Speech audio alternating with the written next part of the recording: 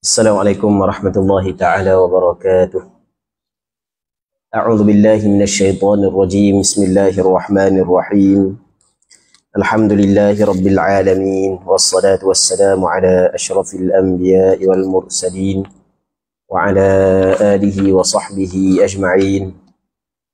Allahumma rabbi shrah li sadri wa yassir li amri wahlul 'uqdatam min lisani يفقه قولي ولا حول ولا قوة إلا بالله العلي العظيم.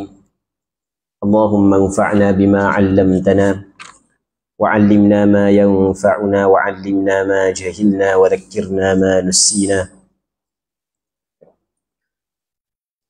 اللهم يسر ولا تعسر رب تمم بالخير. اللهم افتح علينا فتوح العارفين وفقنا توفيق الصالحين. اللهم لا سهل إلا ما جعلته سهلا وأنت تجعل الحزن إذا شئت سهلا.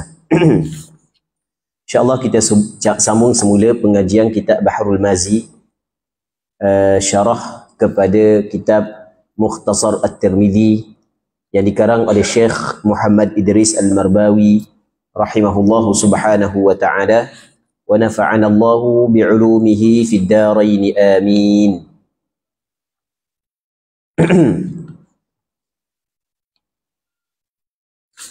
Kita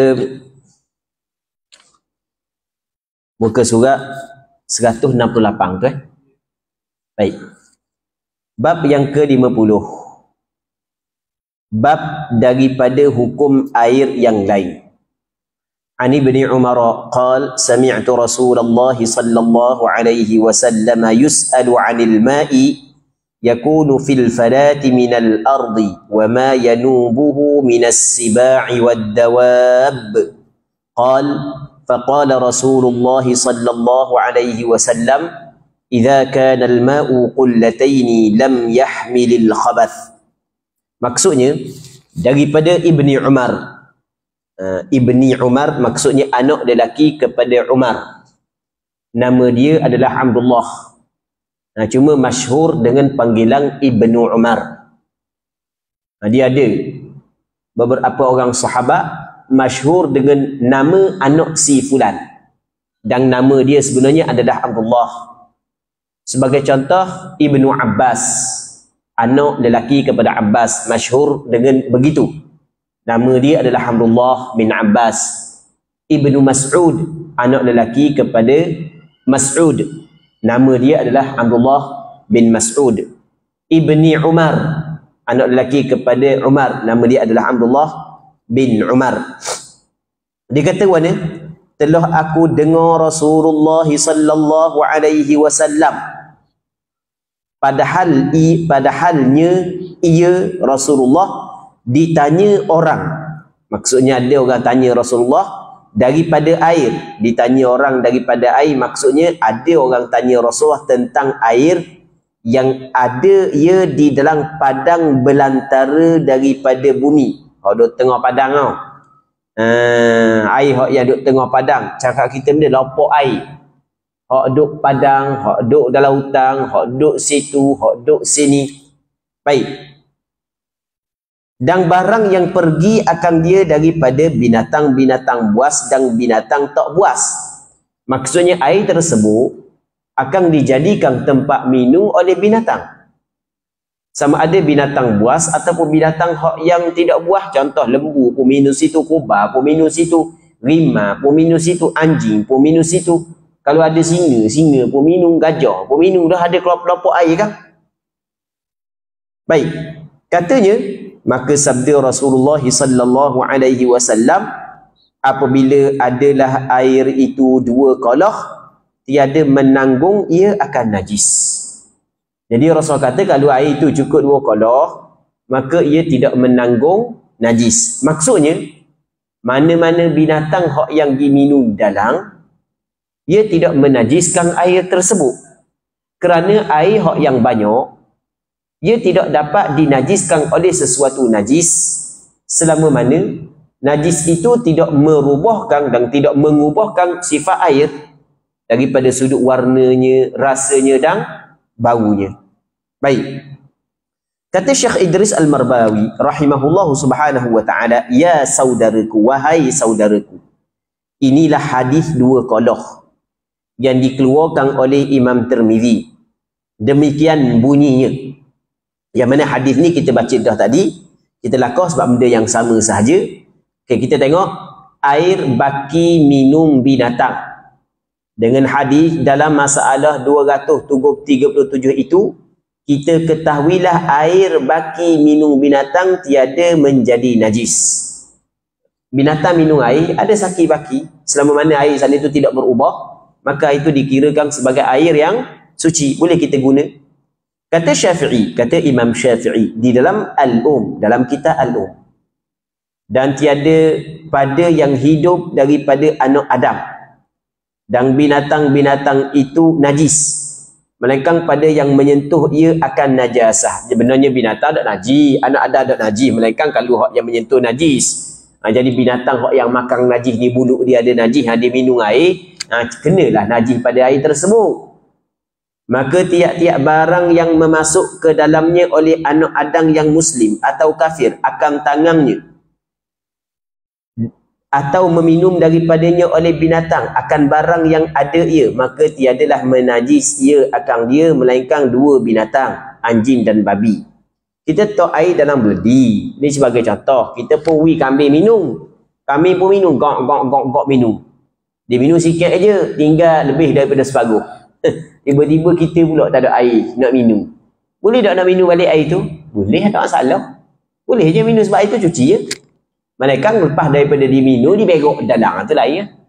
Ataupun kita nak wuduk, lepas tu nak berwuduk, boleh tak kita berwuduk dengan air yang telah diminum oleh kambing? Boleh, tak ada masalah.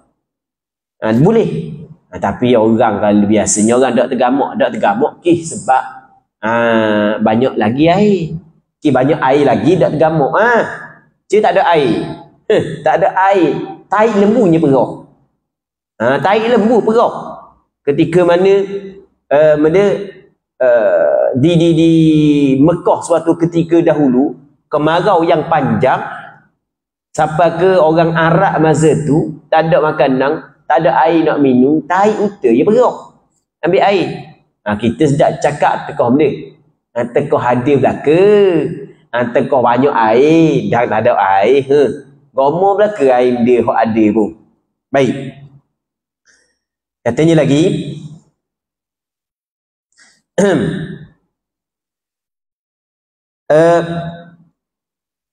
dan bermula hadis yang menggugurkan najisnya, dikata orang telah mengkhabarkan daku oleh Ibnu Abi Yahya daripada Daud bin Al-Husain, daripada bapanya, daripada Jabir, katanya ditanya orang akan Nabi, ya Rasulullah, adakah kita ambil wuduk dengan air lebih daripada minum keldai? Sabdanya Rasulullah, na'am, ya. Dan diambil wuduk dengan barang yang lebih daripada binatang-binatang buas semuanya. Selama mana mulut binatang tu tidak ada najis, air yang lebihan saki baki daripada air yang diminum oleh binatang, yang penting air, jangan air liur dia. Hak yang dia tinggal di air habis dah, hak yang jeluak dia tu tak boleh lah. Hak yang ditinggal tu air saki baki, hak lebih yang masih lagi dihukumkan suci, boleh kita guna untuk berwuduk. Masalah air dua qadah tiada najis selama tiada berubah. Cuma masalah dua qadah ni adalah suatu benda yang sering kita dengar dalam pengajian kitab fiqh biasa. Kalau kita kata air tu cukup dua qadah, maka jatuh najis, najis tidak menajiskan air. Ukuran dua qadah bagaimana? Jawapannya adalah air kalau cukup 200 liter lebih kurang lah 200 liter, maka cukup dua qadah. Kalau tak cukup 200 liter, maka tak cukup dua qadah. Jadi ulama fiqh dia membahagikan air kepada dua. Ada air banyak, ada air yang sedikit. Ada air banyak, ada air sikit. Dia banyak sikit ni, dia benda nisbi dipanggil, benda nisbah sahaja. Kadang-kadang banyak ni kita kata banyak, tapi dalam hal yang lain banyak ni kita kata sikit. Amun kalau aku tidur tu, munggu otak subuh kalau aku nak bangun mu jiru air sikit. Kawan ni jiru seni dah. Merau jiru. Marah kawan yang parok mu jiru banyak jiru air banyak seni. Tapi kalau nak basuh kereta, banyaknya bagi sikit. Itu dipanggil benda nisbah sahaja banyak sikit ni. Okey, dalam ulama fiqh sebut di sana ada air yang banyak, di sana ada air yang sedikit. Air yang banyak iaitu air yang cukup 2 kolah. Air yang sedikit tak cukup 2 kolah. Air yang banyak semata-mata jatuh najis ke dalamnya, najis tidak menajiskan air tersebut, melainkan najis itu mengubahkan sifat-sifat air. Sama ada warna, bau ataupun rasa. Berbeza dengan air yang sedikit. Air yang sedikit mengikut pandangan mazhab Imam Syafi'i, pandangan mu'tamad lah. Apabila najis jatuh dalam, semata-mata najis jatuh ke dalam air yang sedikit, najis menajiskan air yang sedikit walaupun tidak berubah. Okey, boleh faham kan? Walaupun tidak berubah. Sebab apa najis? Sebab sikit je. Najis sebab sikit. Air banyak jadi najis bukan sebab sikit, sebab banyak. Air banyak mana kita kata sikit. Air banyak tak jadi najis kalau jatuh najis, sebab dia bukan sikit, dia banyak. Cuma kalau berubah baru najis. Jadi air banyak dia jadi najis sebab berubah. Air sikit jadi najis bukan sebab berubah tapi sebab sikit. Tu kita kena faham. Muslimin muslimat ini rahmati oleh Allah Subhanahu wa taala. Air 2 kolah tiada najis selama tiada berubah. Katanya di dalam Al-Um. Al-Um ni maksudnya kitab yang dikarang oleh Imam Syafi'i. Al-Um ni adalah kitab yang dikarang oleh Imam Syafi'i. Lama dah kitab ni. Lama mana? Imam Syafi'i lahir pada tahun 150 Hijrah. Wafat pada tahun 204 Hijrah. Oh, lama benar. 150 Hijrah, 204 Hijrah. Imam Syafi'i wafat. Kita ni 1400 lebih dah. Jadi kita Al-Um ni 1200 tahun dah lebih kurang. Lama benar dah dia. Baik. Kata Imam Syafi'i dalam kitab Al-Um, bermula faraq. Faraq ni bahasa Arab. Bahasa kita perbezaan. Baik. Bermula faraq perbezaan antara air yang menjadi najis dan tiada menjadi najis, padahal tiada berubah satu daripada keduanya ialah hadis. Hadis. Hak yang beza, air ni najis, air ni tak najis. Sedangkan sama-sama tidak berubah. Hak beza lagu mana? Hadis ni. Sebab hadis dia kata apabila cukup 2 kolah tak jadi najis. Bermakna hak yang kita dapat faham, kau tak cukup 2 kolah jadi najis ya. Itu dia panggil mana? Mafhum. Kita kalau kita belajar dalam usul fiqh, kita ada istilah mafhum muwafaqah, lepas tu kita ada mafhum mukhalafah. Biar sebut sikit sebut sikit. Biar biasa dengar. Mafhum dia gini, dia ada mantuq, lepas tu ada mafhum. Mantuq ni benda hak yang difaham daripada lafaz. Mafhum ni bukan benda hak yang difaham daripada lafaz, tapi difaham. Okey, sebagai contoh, ni kita nak faham mantuq dengan mafhum.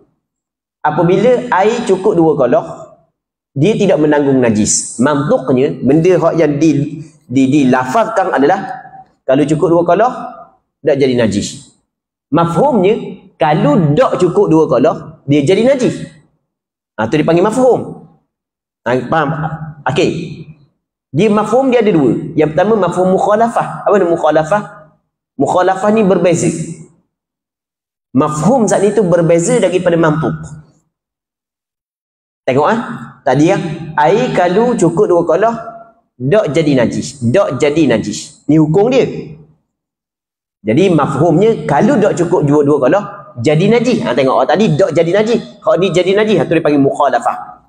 Mafhum saat itu mukhalafah. Hukum dia berbeza dengan mantuq. Dia ada lagi dipanggil mafhum muwafaqah. Benda yang difahami, hukum dia sama dengan hukum mantuq. Sebagai contoh, kita dalam Quran Allah Taala kata wala taqul lahumā uffin wala tanharhumā wa qul lahumā qawlan karīmā. Mu jangan kata kepada kedua bapakmu perkataan mu jangan kata. Perkataan mu jangan kata. Wala taqul lahumā uffin wala tanharhumā. Mu jangan tekek. Wa qul lahumā qawlan karīmā. Dan mu kena kata kepada keduanya perkataan yang mulia.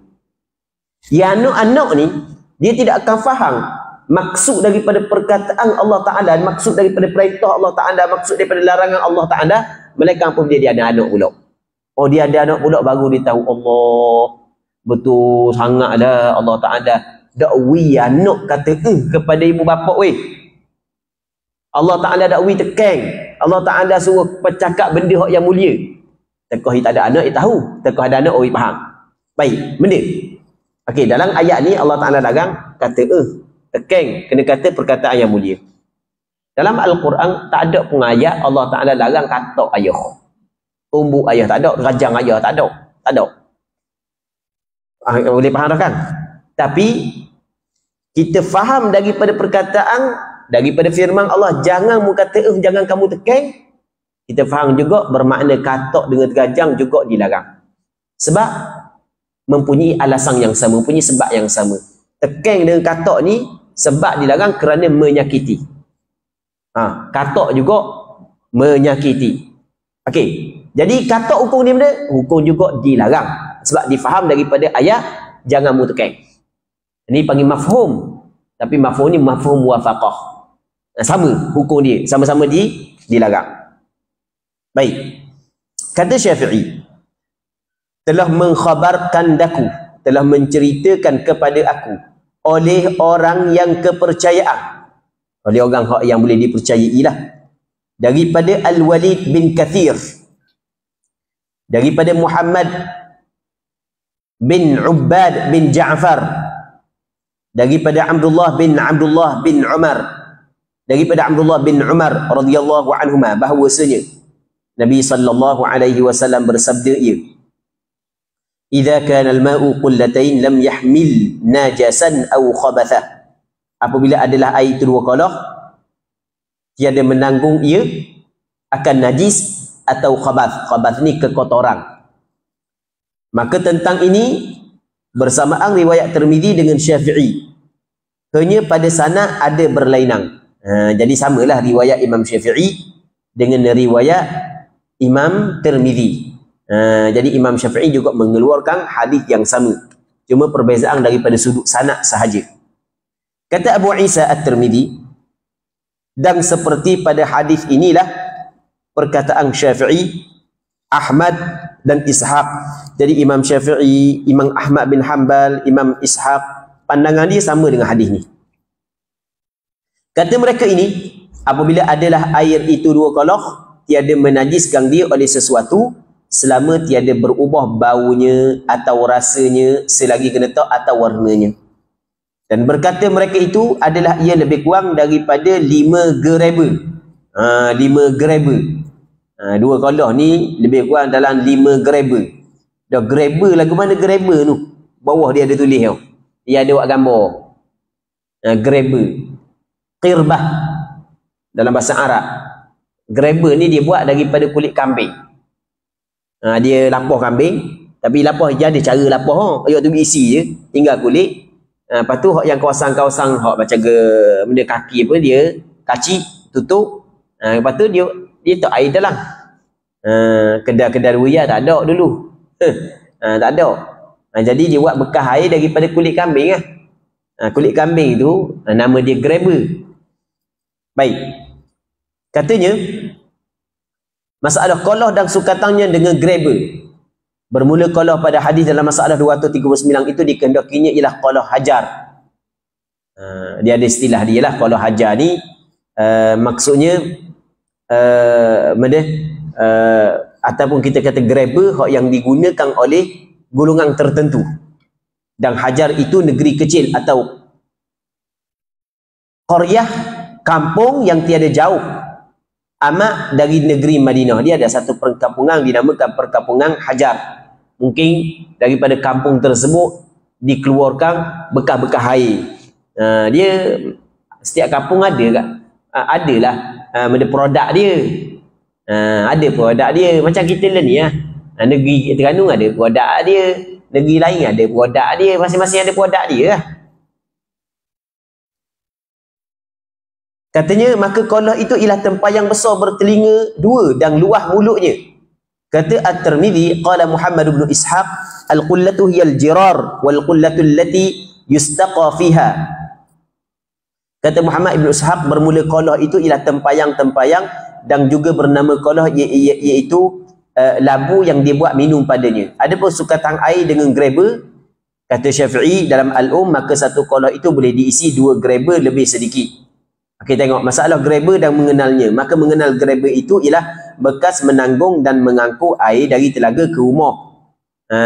Masalan, contoh iaitu diperbuat dia daripada kulit sebuah buah badang biri-biri yang diselit akang dia, kemudian disamuk dan dijahit tempat berlubang-lubangnya seperti 4 kakinya dan sebagainya. Lihat gambarnya itu, gitulah gambar dia. Kalau kita nak jelas lagi, buka itulah handset kita ada kan, tulis bagaimana yang dikatakan qirbah, tulis qirbah bahasa Arab, tubik lah. Masalah air kurang daripada 2 qoloh boleh jadi najis, kata Syafi'i rahimahullah, dan pada sabda Nabi sallallahu alaihi wasallam, idza kana al-ma'u qullatayn lam yahmil najasa, maksudnya apabila air itu cukup 2 qoloh maka dia tidak menanggung najis, menunjukkan atas bahawasanya barang yakni air yang kurang daripada 2 qoloh daripada air menanggunglah ia akan najis. Jadi kalau kurang daripada 2 qoloh menanggung najis, yakni manakala kenalah dan bercampurlah najis ke dalamnya maka jadilah najis, maka tiadalah ia suci menyucikan. Tak boleh dah kita nak buat menyucikan diri dia sendiri pun tak suci dah. Melainkan apakala lebih ia daripada 2 qoloh dan tiada berubah salah satu daripada sifatnya. Jadi kalau kita ambil air kita tambah cukup 2 qoloh dan ke atas, lepas tu sifat dia tidak berubah, maka bertukar menjadi suci semula. Dan makna hadis itu lihatlah masalah 239. Tengok mulalah masalah lepas. Masalah air bercampur najis dan hukumnya. Kata Imam Syafi'i rahimahullah, maka bermula ihtiyat. Ihtiyat bahasa Arab, bahasa kita berhati-hati, berjaga-jaga, berwaspada. Itu makna ihtiyat, bahawa adalah 1 qoloh itu 2 greba setengah.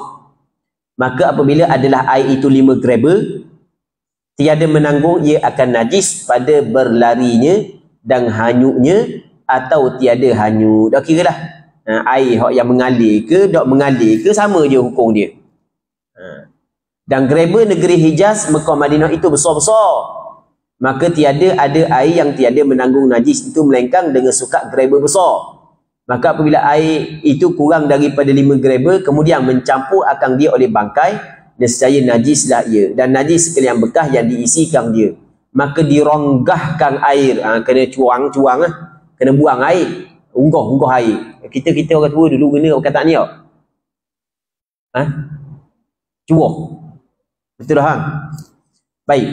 Dan tiada suci bersih bekas itu melainkan dengan basuh. Dan apabila adalah air itu kurang daripada 5 greba, maka mencampur akan dia oleh najis yang tiada qaimah padanya, nescaya menajis ia akan dia. Kemudian jika dituang atasnya air hingga bersatu ia dengan air yang kena najis itu dan jadi ia 5 greba lebih, nescaya sucilah ia lagi menyucikan. Okey, gini kita ni istilah ataupun hak yang dia guna istilah dulu. Kita lah ni air hak yang duduk dalam bekas yang kecil, tak cukup 2 qoloh, jatuh najis, maka itu jadi najis sama ada berubah ataupun tidak. Untuk menyucikan balik air tersebut adalah dengan kita campur dengan air lain sehingga cukup 2 qoloh, dan dengan syarat air saat itu tidak berubah. Gitu je nak khabar. Baik. Seterusnya air busuk dengan sebab bangkai ikan. Apakah hukum kalau air itu busuk dengan sebab bangkai ikan? Ya saudaraku, hai saudaraku, air itu asalnya suci dan bangkai belalang dan ikan itu suci. Itu pada asal. Air suci, bangkai ikan suci, bangkai belalang suci. Dia semua bangkai najis melainkan 3 bakar tak najis. Manusia, ikan dan belalang. Maka apabila bercampur keduanya hingga jadi busuk air itu, sebab busuk ikan, tiadalah air itu najis.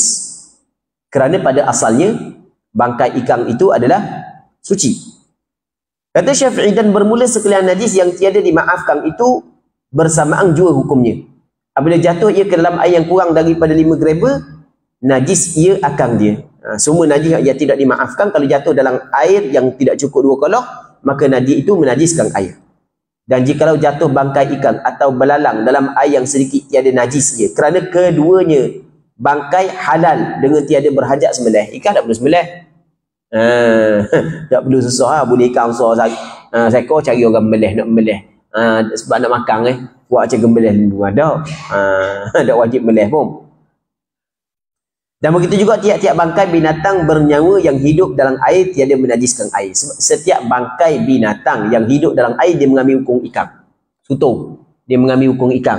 Ketang hak yang duduk dalam air, hak yang bukan hidup atas darat, maka dia mengambil hukum bangkai seperti ikan, iaitu tidak najis.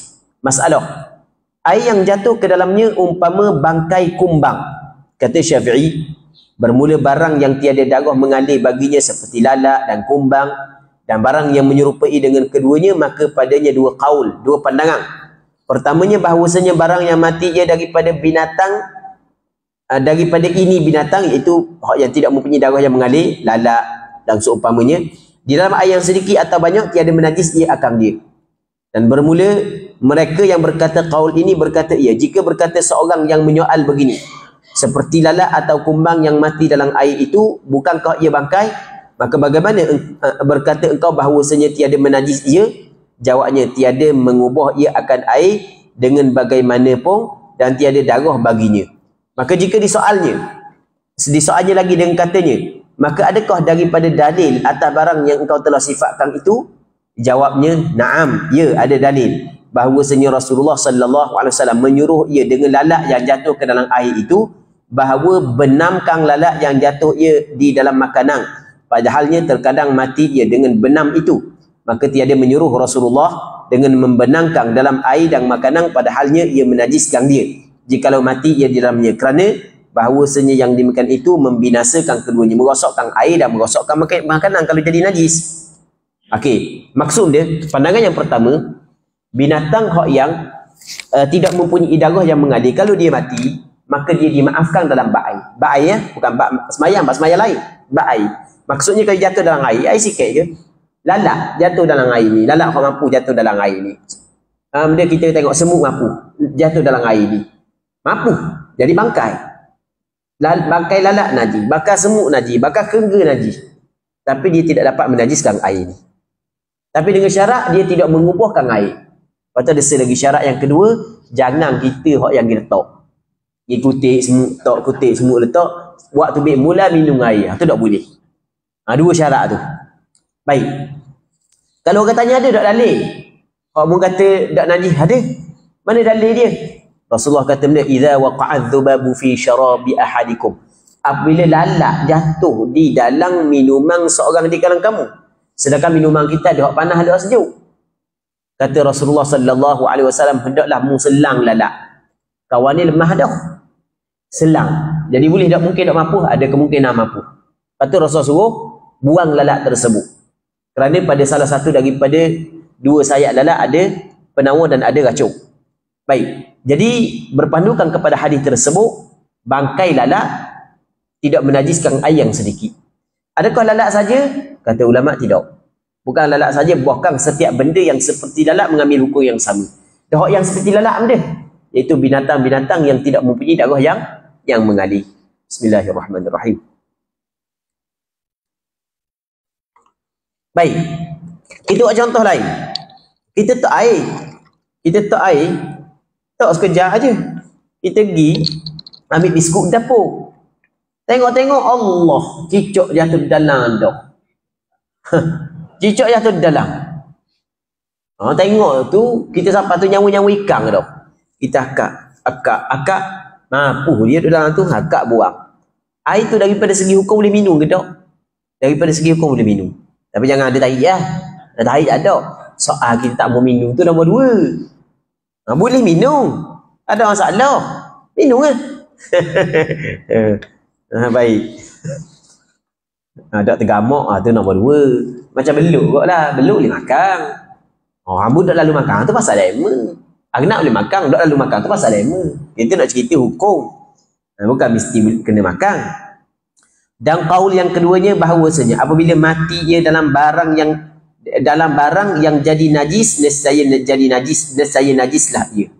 Kerana bahawasanya tiada dimaafkan. Ini pandangan yang kedua.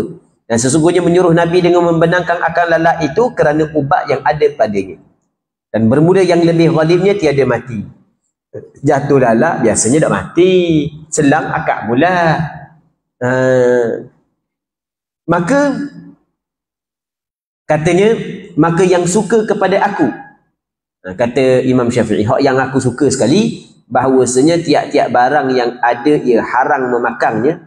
Apabila jatuh ia ke dalam air, maka tiada mati hingga dikeluarkan dia daripadanya, tiada menajis dia akang dia. Dan jika mati di dalamnya, menajis ia akang dia. Dan bermula yang demikian itu seumpama binatang kumbang, binatang guling tahi, lalat, benda guling tahi, kabur ke benda, kabur duduk dalam tahi ayang tu lah, kang lalat, kutu anjing, tuma dan barang yang ada pada makna ini.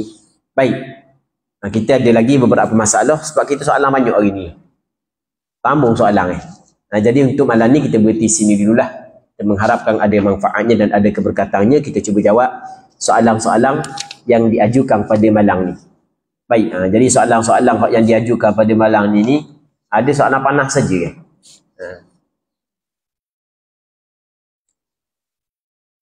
Okey, kita cuba jawab soalan ni. Assalamualaikum Ustaz. Waalaikumsalam. Soalan saya tertidur dan bila terbangun terdapat air liur di baju saya. Kemudian saya solat dengan baju tersebut. Apakah hukum solat saya? Kerana ada orang kata air liur basi adalah najis. Mohon pencerahan Ustaz. Jadi dia tidur, tu neleh air liur kena di baju. Maka dia pun bangun, dia pakai ambil wuduk, dia pun mayang pakai baju tu. Apakah hukum? Okey, jawapannya kita kena tengok air liur yang jatuh atas baju dia saat itu, air liur saat itu adakah air liur yang keluar daripada maidah dia ataupun tidak. Kalau air liur tu keluar daripada maidah dia, maidah ni perut lah, keluar daripada perut dia, maka hukum dia adalah najis. Bila hukum dia najis, tak sah dia sembahyang dengan baju tersebut kerana antara syarat sah sembahyang mesti kena suci daripada najis yang tidak dimaafkan pada pakaian, badan dan tempat sembahyang. Adapun jika air liur yang ada di baju bukan hak yang keluar daripada maidah, hanya keluar daripada mulut je. Sebab ada orang kan sakit lidah kan, ia neleh tubik air liur, dua tubik kawasan mulut je, maka hak tu tidak menajiskan baju. Dan kita nak tahu lagu mana air liur tu keluar daripada maidah ataupun tidak. Gini, air liur yang keluar daripada maidah dia berwarna kuning. Lepas tu busuk macam busuk kohong. Baik, kalau busuk saja tidak berwarna kuning, busuk biasa, dah idea kita dah. Hak do ni, hak ada ni, busuk juga. Jangan hak baby umur sebulan 2 bulan wangi. Pak baby tak jadi dah busuk kohong mulu. Kau dak gosok gigi kau busuk. Baik. Ni air liur kalau sekiranya bukan hak yang keluar daripada maidah, tidak kuning, tak busuk kohong, maka tidak najis. Dua. Kita dah tahu lah. Ada kok bau tapi ya ke dak tubik daripada maidah. Jadi kita syok, mungkin tubik, mungkin tak. Mungkin daripada maidah, mungkin daripada mulut. Maka jawapannya baju kita tetap suci. Kerana baju kita pada asalnya suci. Lalu kita syok, najis ataupun tidak, maka dihukumkan suci. Kerana pada asalnya al-yaqin la yazulu bisyak. Benda yang yakin, kesucian baju kita yang diyakini tidak hilang dengan syok najisnya baju tersebut. Baik. Yang kedua, menghadiri undangan perkahwinan hukumnya wajib. Apakah perkara-perkara yang mengharuskan kita tidak hadir? Contohnya saya menerima undangan perkahwinan dari kawan saya di Melaka. Apakah hukum saya tidak hadir kerana jauh? Dia pada asalnya menerima undangan perkahwinan hukum dia adalah wajib dengan beberapa syarat. Syarat yang pertama, pada tempat perkahwinan saat itu tidak ada mungkar. Kalau ada mungkar, duk joget. Duk joget ataupun pasang lagu-lagu hak yang mungkar. Lagu-lagu lucah, lagu-lagu menyeru, lagu-lagu yang boleh yang ada unsur-unsur syirik, itu sebagai contoh. Maka tidak tidak wajib kita hadir. Bahkan kalau kita hadir, ada pula kewajipan yang lain dia, wajib kena cegah kemungkaran tersebut. Baik. Dan antara hak yang tidak wajib lagi hadir adalah apabila kita tidak mampu untuk hadir kerana jauh dan seumpamanya, maka tidak wajib hadir. Tidak mampu. Kita duduk di Terengganu, tempat jamu di Melaka. Oh jauh, Terengganu dengan Melaka. Okey, kita boleh pergi je, tak ada masalah. Okey, pergilah. Oh, kita nak pergi, Allah, kena tinggal kerja tu, kena tinggal kerja ni, kereta pula ada apa nak sedap. Okey, itu dah wajib lah. Baik. Nah, jauh. Dan orang hak yang jauh-jauh pun kalau kita tak mari pun tak rasa hati pun dia. Orang hak jauh, kalau rasa hati kau tak tahu lah. Saya tak mikir kau kita. Barang benda jauh. Melaka ni bukan daripada Kemasik ke Kemamang. Bukan. Kemasik ke Cukar ni berasa jauh dah. Tapi Melaka ni, ya Allah. Jauh Melaka ni. Hamba baru ni yang pergi Melaka. Hamba pergi Melaka hari ni. Hamba pergi baru ni. Minggu lepas. Hari Khamis hari Jumaat minggu lepas. Hamba tolak daripada rumah pukul berapa? Hamba tolak. Lepas Jumaat hamba tolak. Sampai-sampai pukul 8 malam. Sampai-sampai jamu esok. Kena sewa dulu. Kena tidur homestay dulu. Allah. Jauh Melaka. Apakah hukum memberi duit ngeleh atau duit hadiah kepada tuan rumah dan pengantin di majlis perkahwinan? Ada orang kata duit ngeleh haram. Baik. Orang yang kata duit ngeleh haram saat ni tu tak betul. Duit ngeleh tak haram. Dan dalam kitab ada menjelaskan hukum beri duit ngeleh dalam kitab. Duit ngeleh ni bukan dilakukan oleh masyarakat kita sahaja. Bukan dilakukan oleh masyarakat-masyarakat Arab sebelum daripada ni lagi. Istilah dalam kitab duit ngeleh ni, nama dia nuqut. Nama dia.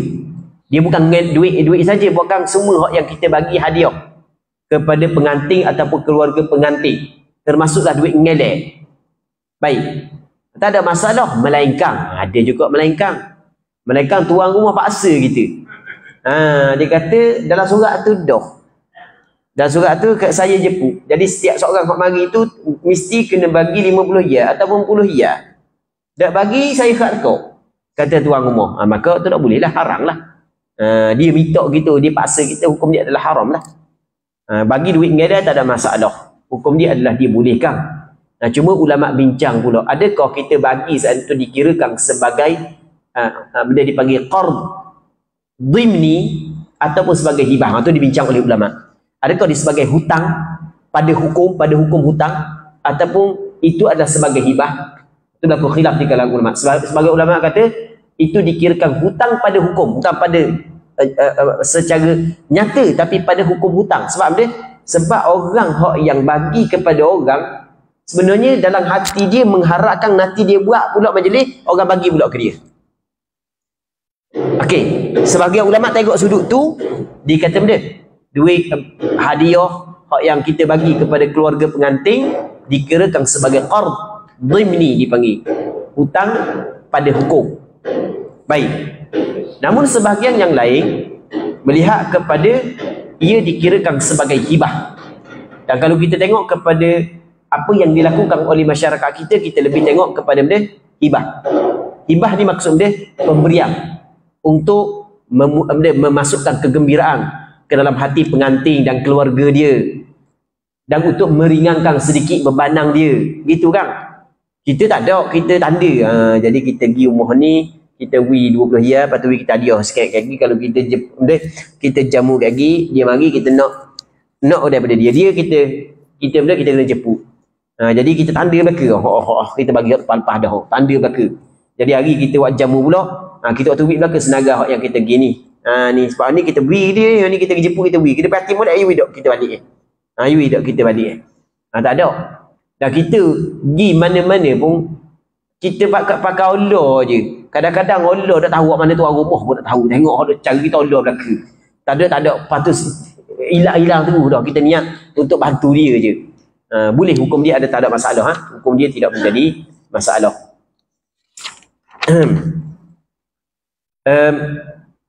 Apakah pengertian munafik dan apakah ciri-ciri orang munafik? Apakah orang yang berhijrah bersama Rasulullah ke Madinah dengan niat berkahwin itu dikirakan munafik? Okey, kita ada dua soalan di sini. Munafik. Munafik dia terbagi kepada dua ataupun sifat nifaq. Dia ada dua. Yang pertamanya dia panggil nifaq i'tiqadi, yang keduanya nifaq amali. Nifaq i'tiqadi, i'tiqad dia. Nifaq i'tiqadi ni adalah orang yang menzahirkan keislaman dan menyembunyikan kekufuran. Itu dipanggil munafik nisbah i'tiqad. Hak tu pada hukum dia orang kafir. Hak ni munafik ni lah duduk fi darkil asfali minan nar, duduk dalam patak neraka. Sebab dia menzahirkan keislaman dan menyembunyikan kekufuran. Na'udzubillahi min dzalik. Yang keduanya panggil nifaq amali. Nifaq amali ni maksudnya perbuatan dia adalah seperti perbuatan orang munafik. Ciri-ciri dia adalah yang pertamanya kata Rasulullah ayatul munafiqi thalath. Tanda orang munafik ada tiga. Idza hadatha kadzab. Apabila dia bercakap dia pelawak. Benda hak yang hakikat begini cakap lain. Cakap lain hakikat lain. Dia pelawak. Baik. Idza hadatha kadzab. Wa idza wa'ada akhlaf. Apabila dia berjanji dia menyalahi. Wa idza tumina khan, apabila dia beri amanah dia khianat.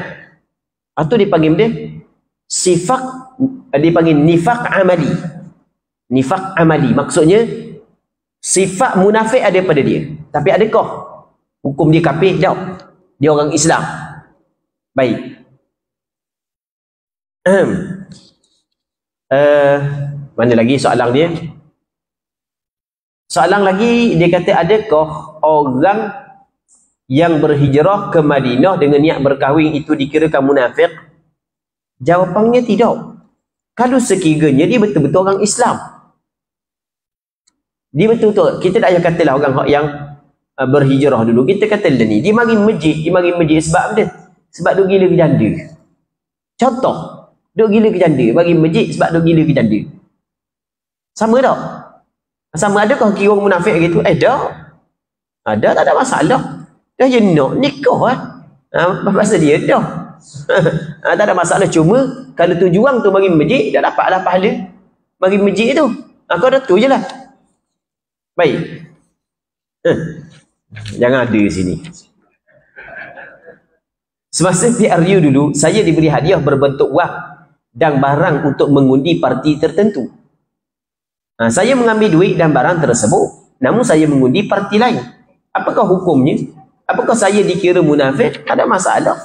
Bagi barang ambil lah. Lepas tu, ngundi tu kita pilih lah mana hak yang kita kata lebih maksudnya lebih menjaga Islam, lebih menjaga bangsa Melayu, lebih menjaga agama Islam. Okey, kita tengok daripada sudut tu. Tak apa, tak ada masalah. Kalau tak ambuh, we gambar. Gitu. Ambil banyak, lepas tu we gambar kalau tak ambuh. Gitu. Sekarang ni ramai orang yang menyuruh supaya banyak berselawat. Manakah yang lebih afdal? Selawat, zikir, tahlil dan istighfar. Bagaimana pula dengan orang yang belum sempurna ilmu fardhu ain namun dia amal banyak selawat? Baik. Jawapannya, menyeru manusia untuk berbanyakkan selawat ni sebenarnya comel. Kerana yang mula-mula menyeru supaya perbanyakkan berselawat adalah Allah Ta'ala sendiri. Inna Allah wa malaikatahu yusalluna ala nabi. Ya ayyuhalladzina amanu sallu alaihi wa sallimu taslima. Baik. Jadi kita kena perbanyakkan berselawat kepada Rasulullah sallallahu alaihi wasallam. Mana hak lebih afdal di antara tahlil, berselawat dan seumpama ni? Jawapannya kita kena tengok tepat. Tengok tepat. Orang hak yang buat dosa, lebih afdal dia beristighfar. Orang hak yang ingin membaharukan iman dia, perbanyakkan bertahlil. La ilaha illallah. Kita tengok kepada tempat. Dah tu selawat 24 jam. Tapi belajar ilmu fardhu ain dak. Fardhu ain dah lepas. Tu dah kena. Sebab berselawat hukum dia sunat, melainkan dalam sembahyang. Ilmu fardhu ain hukum dia wajib. Jadi dak kena letak pada tempat. Baik, banyakkan berselawat tapi dalam masa yang sama tidak mengabaikan pembelajaran ilmu yang melibatkan fardhu ain. Apakah hukum posting dalam WhatsApp atau media sosial gambar-gambar perempuan yang tidak menutup aurat? Hukumnya adalah haram. Tidak dibolehkan. Apakah hukum menyebabkan perkara-perkara yang tidak sahih menimbulkan fitnah dan keresahan orang ramai? Juga hukum dia adalah haram. Seperti kes penculikan dan ramalan banjir besar di Terengganu. Kes penculikan ni, dia bukanlah menyebab perkara yang tidak sahih. Sebenarnya kes penculikan adalah benda yang sahih. Kes penculikan adalah benda yang sahih. Benda yang berlaku. Baik. Ada orang kata tak betul apa semua sekali. Okey, kita hak yang orang cyber saat ni tu, orang cyber mungkin tambah tu ada. Tapi berlaku penculikan, benda ni berlaku sungguh. Berlaku penculikan ni benda sungguh. Benda sungguh. Tanya risikang lah kalau nak tahu kau. Kalau risikang tak khabar, tu risikang saja nak menyembunyikan fakta. Tak payah hak jauh-jauh lah. Hak riuh baru ni di Kelantan tau. Kan jelas tu colek tu kan. Hak tu jelas dah. Nak susuk mana lagi. Hak tu jelas dah. Baik. Memanglah berlaku sungguh. Kes pencolekan memang berlaku sungguh. Dan ada seorang sahabat Ana. Ada seorang sahabat Ana. Dia tok guru pondok di Kemboja. Dia sekarang ni ada pondok. Pondok apa? Dia mari ziarah apa? Nama Ustaz Khamarudin. Amu tanya dia. Betul ke di Kemboja ada? Di Laos ada, di mana lagi ada tempat-tempat penculikan? Dia kata betul ada. Dia kata betul ada. Dan kaki-kaki dia ada sebahagiannya kaki dia orang Cina dan orang Melayu. Dia kata begitu. Wallahu a'lam. Tapi benda tu memang sahih. Cuma menakut-nakutkan manusia tu tak boleh lah. Tapi memberi peringatan waktu bagus. Kita kalau benda hak lagu ni, kalau kita nak kalau orang khabar supaya kita jaga sungguh. Baik. Dang orang lagu ni kita pakai takir sikit seorang sebab menyusahkan orang. Dang orang lagu ni katanya lagi masalah banjir besar. Banjir besar ni bukan kita kata menyebabkan perkara-perkara yang tidak sahih, tapi mengikut kajian ahli cuaca.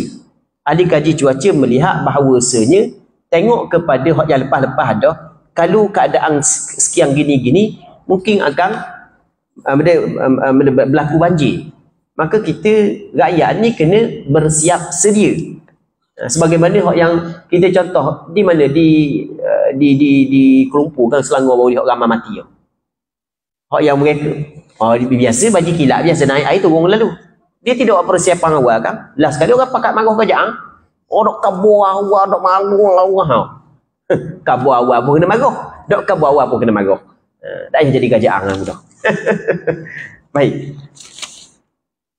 Salam Ustaz, adakah dengan menjadi calon PRU itu seperti berjudi kerana ia memperjudikan nasib calon? Sebab yang pertama perlu deposit wang, yang kedua hilang deposit kalau tak dapat sokongan, yang ketiganya terpaksa belanja besar untuk dapatkan sokongan. Sekian.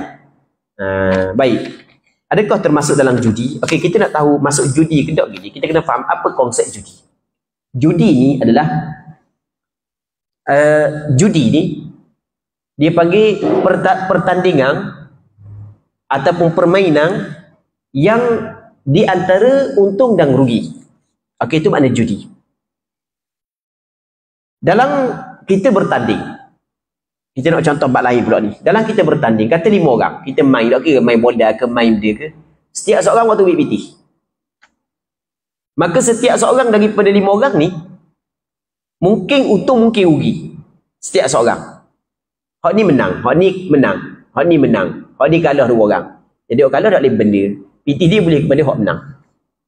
Okey, hak ni jelas. Ni adalah judi. Benda pertandingan dengan ikat. Setiap orang nak masuk kena bayar 100 sebatang jorang. Daripada duit tersebut akan dijadikan hadiah kepada pemenang. Maka jelas itu adalah judi yang dilarang. Hukum dia adalah haram. Baik. Cuma di sana ada kaedah untuk menghalalkan pertandingan tersebut yang disebut oleh sebahagian ulama fiqh. Iaitu dalam golongan tersebut ada hak yang tak bayar. Tak perlu bayar. Okey, boleh faham? Tak perlu bayar. Okey, contoh kita kata 5 orang. 3 orang ni bayar, hak 2 orang ni tak payah bayar. 2 orang ni dinamakan sebagai muhallil, yang menghalalkan. Tapi kalau hak 2 orang tak bayar menang, tetap dia dapat benda yang sama. Okey. Tetap dia dapat hadiah kalau dia menang. Cuma dia tidak perlu keluarkan bayaran. Kita ni kalau kita tengok konsep bayaran dalam menjadi calon PRU ni, pilihan raya adalah untuk memastikan orang dok ramai lebih kurang. Kalau dok kena bayar orang, dok tahu berapa ratus calon bebas. Betul tak gitu?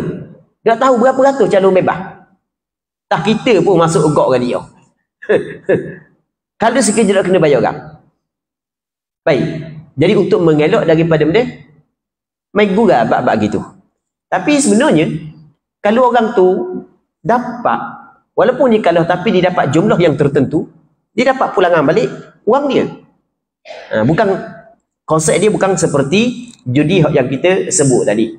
Baik, tak ada masalah lah. Wallahu a'lam. Seterusnya, benda banyak sangat soalan ni. Benarkah sambut maulid Nabi adalah amalan yang meniru agama Kristian dan rekaan daripada Syiah Rafidah dan hukumnya sesat bila kita sambut? Ada seorang puak Arab yang kata sedemikian.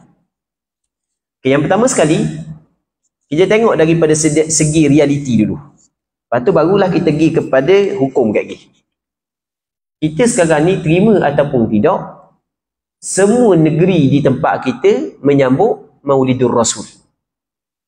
Semua negeri. Sehingga negeri Perlis sekali pun menyambut juga. Cuma dia letak Maulidur Rasul, dia letak benda Zikrar Rasul. Memperingati Rasul. Bos takat nama je, pengisian sama. Sama je, nama je berbeza, pengisian sama je, ceramah. Sama je. Okey, hak tu jelas, hak tu tak di tempat kita. Baik. Yang pertama, yang keduanya, apakah hukum menyambut Maulidur Rasul? Maulidur Rasul ni kita kata benda hari kelahiran Rasul. Kita nak kata boleh ke tak, kita kena tengok bagaimanakah cara penyambutannya. Kalau penyambutannya joget, bercampur gaul, laki, perang, apa semua sekejap tutup aurat, lepas tu jelas hukum dia adalah haram. Tapi kalau penyambutan Maulidur Rasul saat itu sama dengan kuliah. Cuma kita memilih kitab-kitab hak yang menyebut tentang Rasul. Baca kitab Syama'il Muhammadiyah, menceritakan tentang kelebihan Rasulullah, kewajipan kita kasih kepada Rasulullah, cinta kepada Rasulullah. Tak ada masalah pun, dibolehkan. Baik, tidak menjadi masalah dah. Dah orang kata sama dengan agama Kristian, kita kata cuba kita tengok agama Kristian dia lagu mana dia pegangan mereka terhadap Nabi Isa. Mereka menganggap Nabi Isa Tuhan. Manakala kita, adakah kita menganggap Nabi Muhammad adalah Tuhan? Tidak. Adakah kita saat ni tu ketika kita menyambut Maulidur Rasul kita menyembah Rasulullah? Tidak. Bahkan kita menyebut kelebihan Nabi sallallahu alaihi wasallam, patu untuk melahirkan sifat cinta kepada Rasulullah, maka sekadar tu sebagai wasilah saja, hak tu tidak menjadi masalah. Jadi tidak betul lah Pak yang mengatakan meniru agama Kristian. Ada seorang Pak Arab yang kata sedemikian. Ada ayat layang lah, sebab di negara Arab lebih teruk lagi penyambutan Maulidur Rasul. Di Syria masuk je bulan Rabiul Awal, setiap masjid menyambut majlis Maulidur Rasul, penuh dia buat macam orang nak undi tau. Tak benda? Tak stiker penuh. Kat kita biasa lagi kat kita. Cuma dalam penyambutan Maulidur Rasul perlulah kita kena jaga beberapa perkara. Yang pertamanya, janganlah menyambut dengan benda-benda yang menyalahi syarak tu jelas hukum dia adalah haram. Begitu juga dalam kita mencerita tentang Rasulullah, tentang kelebihan Rasulullah, maka janganlah mereka-rekakan cerita. Tu hukum dia adalah haram. Cari hadis-hadis palsu atau mereka-rekakan cerita, tu jelas hukum dia adalah haram. Tapi kalau kita tengok tempat kita, contoh masjid ni, jadi kita nak buat ceramah Maulidur Rasul bila jadi ceramah Maulidur Rasul macam ke kuliah maghrib biasa. Cuma masuk bulan Rabiul Awal kita tak nama Maulidur Rasul. Kau dah tu lah masuk bulan Isra' Mi'raj kita cerita bab Isra' Mi'raj. Masuk sebelum bulan Ramadan kita cerita bab bulan Ramadan. Masa nuzul Quran kita cerita bab nuzul Quran. Sekadar tu je. Itu tidak menjadi masalah.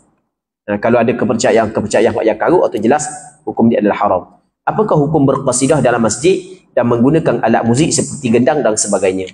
Berqasidah dalam masjid hukum dia adalah dibolehkan kerana ada seorang sahabat Rasulullah sallallahu alaihi wasallam, Allah hamba tak teringat, seorang pensyair di zaman Rasulullah sallallahu alaihi wasallam. Tak bagi nama dia. Yang mana beliau pernah bersyair di dalam masjid. Dan Rasulullah mengetahui perkara tersebut. Dan Rasulullah tidak melarang. Baik. Jadi nak berqasidah dalam masjid, hukum dia adalah dibolehkan. Cuma menggunakan alat muzik itu sebaiknya dielokkan. Itu dielokkan. Kalau alat muzik kompang, kalau kompang sahaja dibolehkan, itu tak ada masalah. Itu pun sebaik-baiknya kena elokkan. Apatah lagi kalau segini selain daripada kompang, masuk gitar dan masuk pambuh tu, tidak sepatutnya lah. Tidak sepatutnya. Jadi benda-benda lagu ni kita kalau boleh kita sekat lah di tempat kita. Kalau boleh kita sekat di tempat kita, janganlah sampai ke alat muzik buat masuk dalam masjid. Baik, wallahu alam. Kita ada lagi soalan 3. Bolehkah pengantin solat sunat selepas akad dalam waktu asar? Bolehkah pengantin solat sunat selepas daripada akad nikah dalam waktu asar? Dia sunat sunat akad nikah ni boleh tak buat dalam waktu asar? Amba dah ingat. Nanti kita kena bincang semula. Wallahu a'lam. Amba dah ingat masalah ni. Apakah sah wuduk seorang yang berwuduk dengan air yang bercampur dengan bedok krim dan gincu yang belum dibersihkan dahulu daripada mukanya sebelum itu? Jadi dia ambil wuduk tapi ada bedok di muka dia, ada gincu di muka dia. Sah tak wuduk tersebut? Okey, kita nak tahu sah tak, kita kena tengok. Yang pertama sekali, masa kita basuh saat ni tu, bedok saat ni tu hilang bedok. Okey, kalau dah hilang sekaligus, maka tu tak boleh lah. Kalau hak tebal lah, kalau hak nipis tak apa, tak ada masalah. Ni kalau hak tebal, kalau kita basuh, ia dah hilang. Jadi bermakna kalau dah hilang, masih lagi tidak kena pada kulit. Sebab orang puang le ni kalau solat tu, cakap mudah kok 2 ci. Ni hak tarik ni. Noh di tangan ni. Bukan nipis yang tebal. Baik, sama gincu ni dia ada minyak. Kalau tebal, maka menghalang daripada kena air di kulit. Kalau nipis, hak tu tidak menjadi masalah. Yang kalau tidak menghalang lah kena air di kulit. Jadi kena tengok, menghalang kena air di kulit ataupun tidak. Kalau menghalang kena air di kulit, maka tidak dibolehkan. Jadi kalau tidak menghalang, tak ada masalah. Apakah najis anak-anak yang berhabuk dari kayu itu najis? Benda najis anak-anak yang berhabuk dari kayu itu najis. Jadi kayu jatuh. Dia benda tu sebenarnya kayu ke tai anak-anak? Kayu kan? Kayu ada masalah. Tak tahu kayu ke tai anak-anak? Okey, tak yakin. Maka tak ada masalah. Jelas tak? Yakin tai dia. Okey, tak boleh dah. Kayu, okey, tak apa. Tak tahu kayu ke tai dia? Okey, tak ada masalah. Sebab tak yakin najis. Wallahu subhanahu wa ta'ala a'la wa alam. Jadi untuk malam ni kita berhenti sini dulu. Kita mengharapkan ada manfaatnya dan ada keberkatannya. Allah subhanahu wa ta'ala a'la wa alam. Wa sallallahu ala sayyidina Muhammad wa ala alihi wa sahbihi ajma'in. Walhamdulillahi rabbil alamin.